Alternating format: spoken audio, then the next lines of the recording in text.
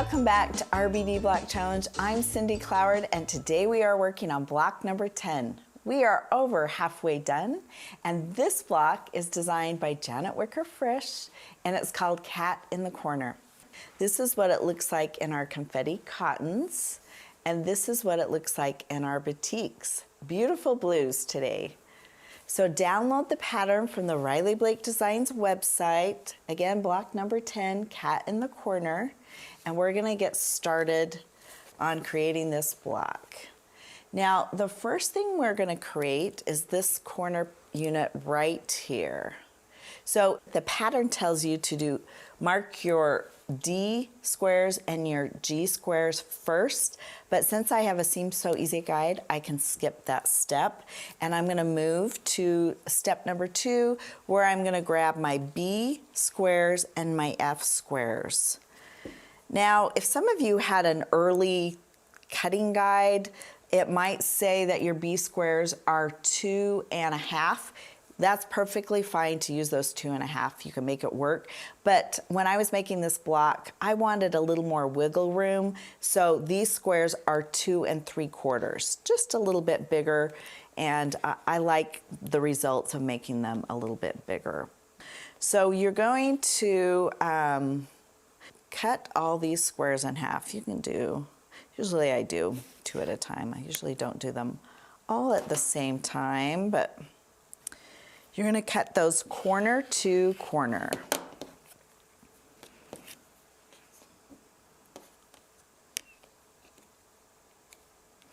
Okay, there we go. And then we've got our F unit right there. I'm actually gonna grab my design board and lay them out like this. And watch your pattern. You're gonna go one here.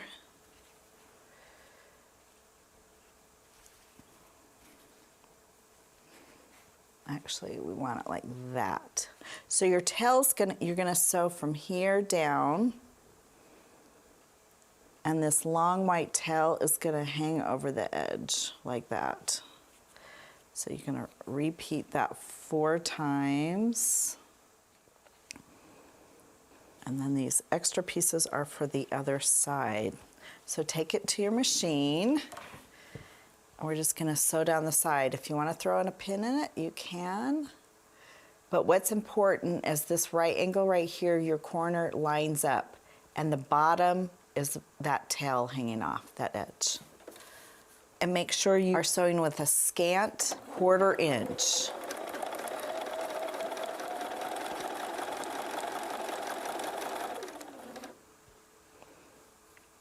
Just gonna chain piece these one after the other.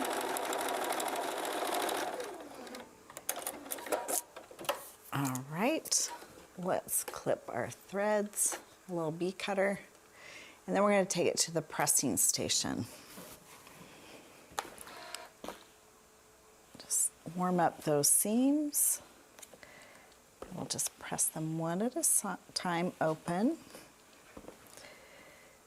And sometimes it's easier to press this direction so that doesn't get folded up and crunched.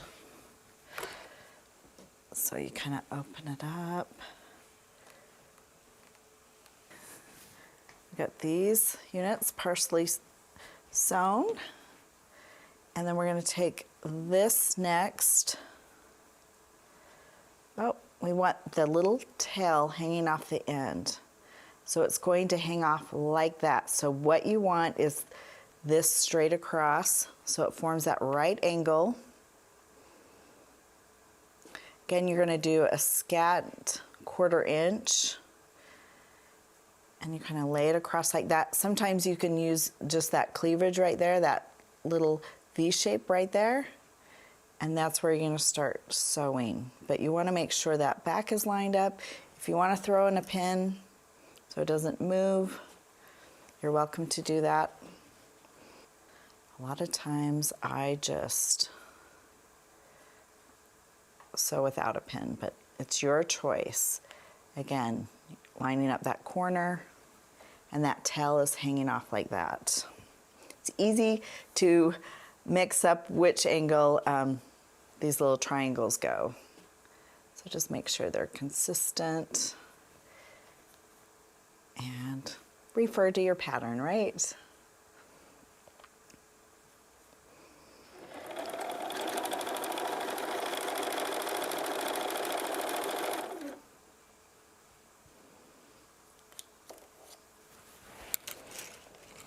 My pin's over here.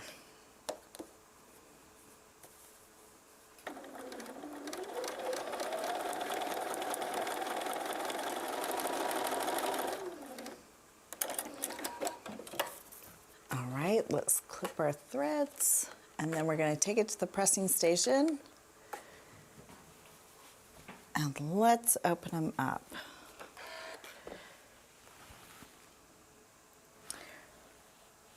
And this is what we want to see. We want to see a generous 1/4 inch from this point to the edge of your fabric.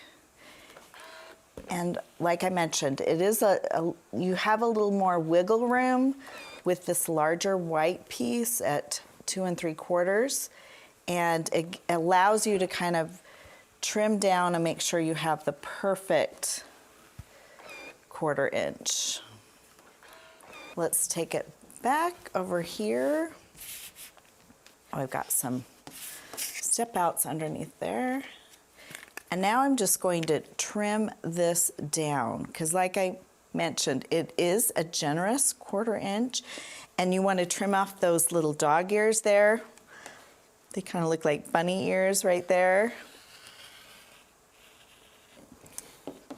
If you are using a 2 1/2 inch, there will be no trimming down. It will be super tight.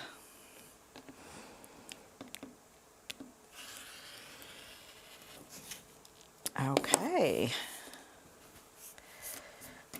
Clean off our workstation, and these units are finished. The next thing you're going to do is grab your H squares, and we're going to cut them corner to corner. I'm going to put that over there. There we go. And now we're going to take these units and just put right sides together.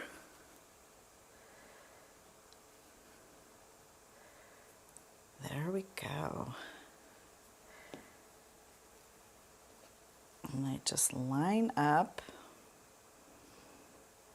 And you can take them to your machine, and we're going to sew a 1/4 inch, a scant 1/4 inch down the middle.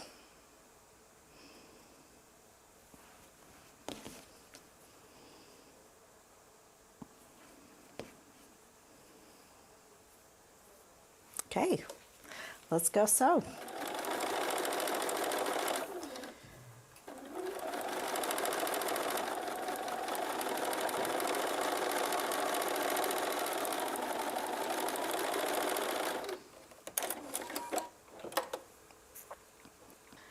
All right, let's clip through our threads.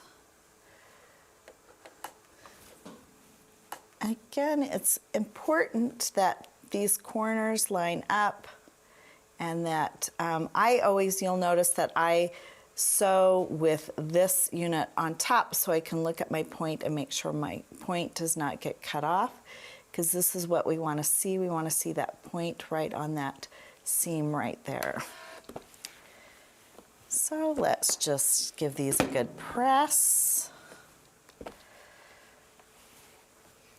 All of these units are just done quick and easy, right? And it seems to want to go this way.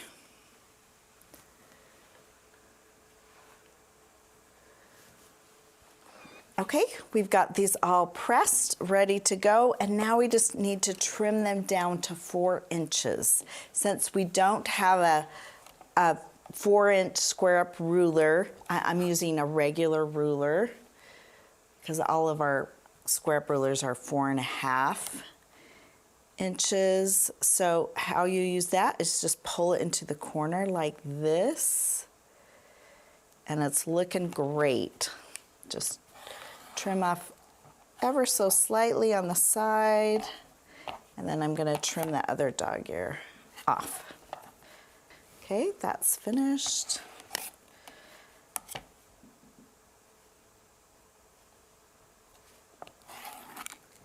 There we go.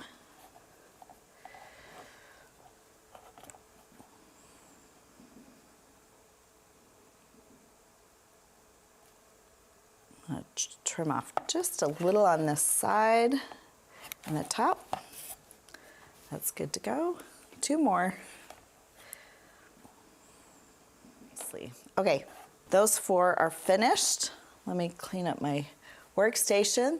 The next thing we're going to do is make several of these flying geese units. You notice it's got extra space on this side. This is more of your traditional flying geese with the white in the center, but it makes this interesting little arrow. And I'm going to show it to you right here because I made a few step outs. So we're going to be making this unit, and you start with this stitch and flip unit like this. And so I've made 3. This is something that we've done before, so I've already made these step outs. And then we're going to make these flying geese units. We're going to do it all at once so you can just chain piece, and then we'll put it together like this. Okay, so you previously marked your D squares and your G squares, and you're going to work with your E rectangle and your C. And I only have to make 1 of each. So let's start with the D. I'm going to move these to the side like this. I'm going to bring this out here. And we would put a D on this corner. And then if it was marked, you're going to sew from the marked line corner to corner. And then we're going to do our flying geese at the same time, just like this, like all these units. I'll put those there. And I just start on the same side. Again, if you mark this, that's going to be your sew line, and sew corner to corner. So let's take it over to our sewing machine. We've done this before. You're a pro at these flying geese, right? I'm just going to line it up with my needle and then line it up with this line down here.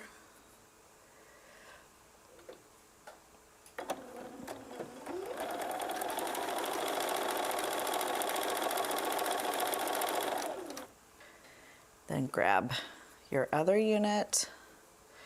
It's not quite a flying geese. It's just kind of a stitch and flip unit.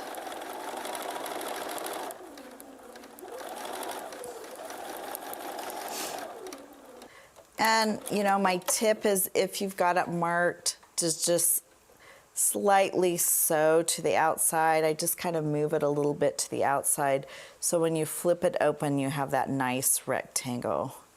So I'm going to clip those threads, and we'll bring it back over here, and we just do a double check. Looks good. And we're going to trim down to 1/4 inch from the seam.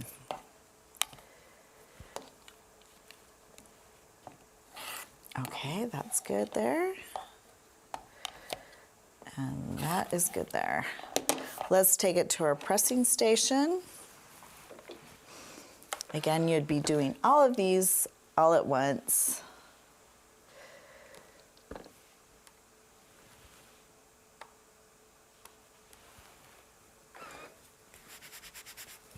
Okay, so those are looking good there. We just grab our other squares, so that's going to go on that side. That's going to go on this side. And if you have your marked line, you're going to line up here, corner to corner. And then for your flying geese unit, corner to corner. That's where we're going to sew.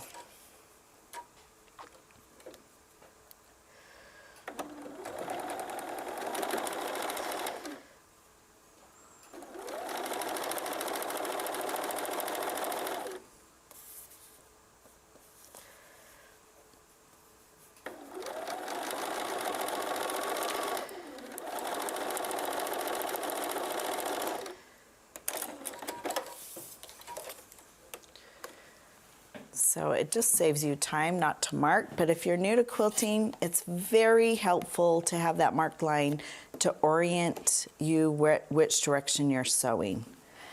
Now we're going to trim down to our 1/4 inch. Very good. Let's take it to our pressing station.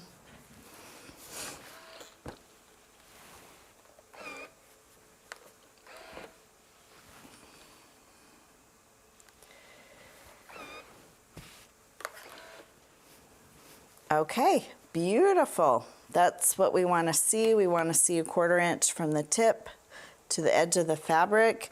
And if you want to do a quick check and just make sure your squares aren't outside of that 3.5 inches, because they should be 3.5 inches across. So now that we've got all these units created, we are going to make this one right here.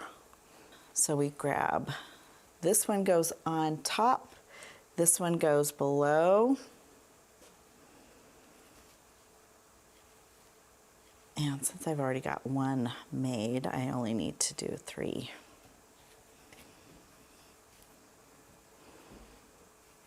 That'll be extra. Okay, let's take it to our machine. And if you feel like you want to put a pin in it so it doesn't shift, feel free to do so. But I like to sew with this flying geese on top to make sure I don't sew through my point.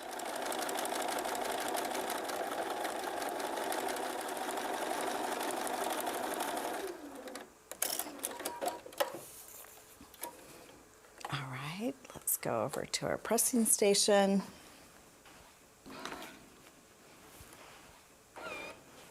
Okay, let's open it up. This is exactly what we want to see. We want to see that point resting on that edge and just kind of see where your fabric wants to flop. There you go. Nice arrow.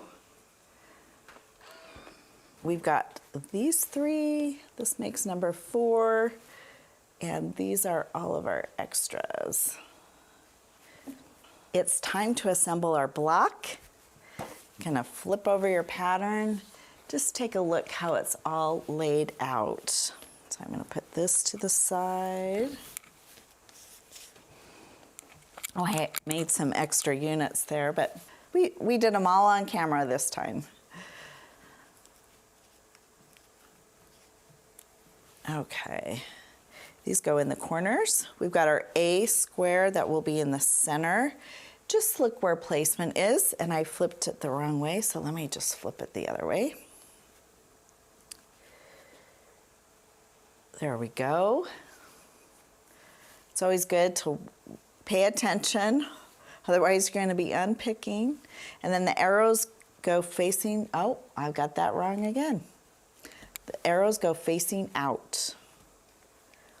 I think they would be fine looking facing in, but the pattern has them facing out, so let's face them out, right? There we go. Now we have our 9 patch that we can just flip this over, just sew down the side. There we go. Just kind of line it up with my fingers. Again, if you want to throw a pin in it, just make sure those are lined up. They should be lined up because you've been careful with your sewing and squaring up.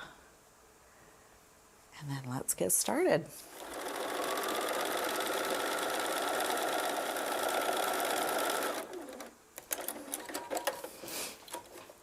Okay, let's bring this over. That looks great. We're going to flip these over. And since I don't cut my threads in between, got a little bit of bulk, I flip them over to this side, and I do put a pin in where I'm going to start my stitches on each of these little units, the beginning of the rows.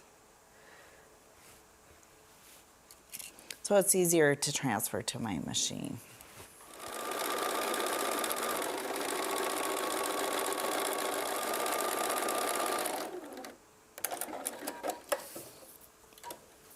Okay, let's bring it back here. I'm not gonna press yet.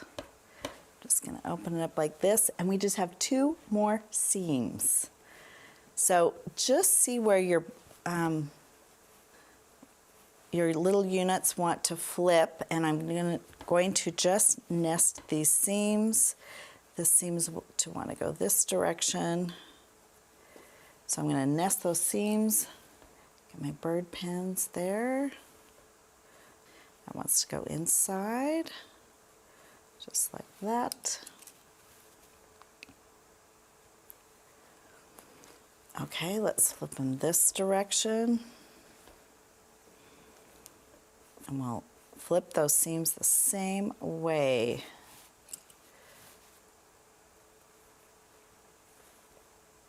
There we go. If you want to throw a pin on the outside, go ahead and do that. If something's not lining up, just give it a little tug. It should move into place because you've been really pretty accurate on your sewing and everything. So there we go. Let's finish these last 2 seams.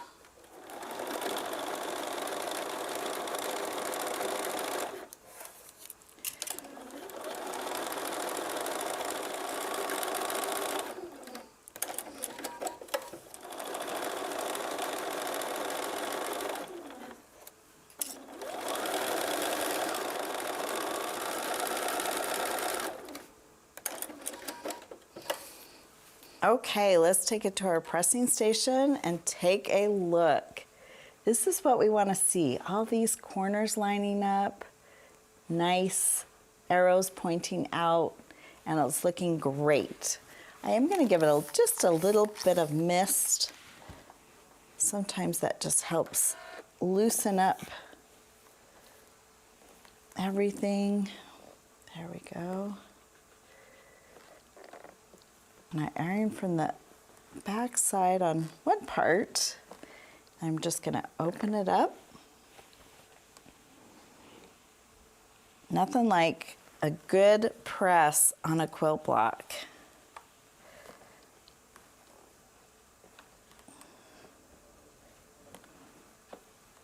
There we go. And then we're going to flip that over like that. All right, our block is essentially done, but we do need to square it up. So we got our 10.5 inch Cute Cuts ruler, and let's take a look. Line everything up. Got a little sticker there. And let's take a look, line all your seams up, and I think it's ready to go. So there's a few threads I could trim off, but the block is the right size. That's always a good feeling when it comes together the right size. I do like the square within the square with all those piecing. That turned out really nice. So this was a fun block by Janet Wicker Frisch. I can't wait to see what Janet does with her own block. But join me next time for block number 11. It's called Crown Jewels, and it's designed by Sandy Gervais. See you next time.